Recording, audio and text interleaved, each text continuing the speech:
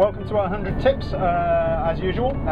Today we're with another tip, and that is tip number 58. And tip number 58 is all about repossessed property from the bank. At the moment, every paper you read is talking about how cheap property you can get from the bank and it's really good, repossessed, and you get a great deal. That is absolute rubbish. Look at it from this point of view.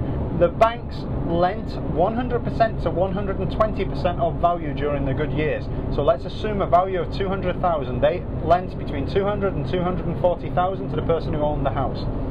What happened afterwards is the following. The person who owned the house lost their job and lost the property. The bank repossessed it. At that point, they didn't only owe 200 or 240,000. They owned 35% more, because that's how the system works. Yeah.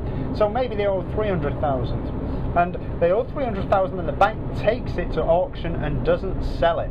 Yeah, because nobody's going to buy a property at an auction when it's going to cost 300,000 and it's worth 30% less than the original 200,000 they bought it for. So if we assume it's worth 140,000 now, the bank's trying to sell it at 300,000 at the auction. They don't sell it, then they put it on their books, trying to recoup the money they are owed. Then the Bank of Spain tells them to drop those prices. So what they drop it to is the original money they lent.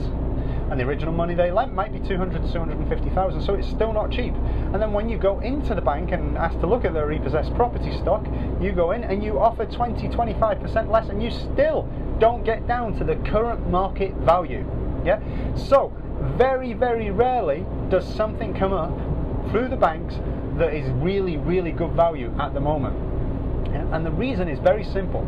If something does come up, there are people in the bank who take it, and there are friends of people in the bank who take it, and by the time it gets to the public, it's absolute rubbish. All you've got to do is look at some of the listings from the banks of the repossessed properties. Worse than useless. Okay, so tip number 58: when you're looking for a property, to buy a property in Spain, don't bother with the repossessed properties of the banks unless they're offering you 60-70% discount on their original price, because if they are, then you've got a bargain. But not many of them come up. Yeah, if they do come up, I know about them first. Yeah, so come through me. Okay, that's tip number 58 of 100 tips for anyone buying property in Spain or thinking of coming to live in Spain. Forget the banks.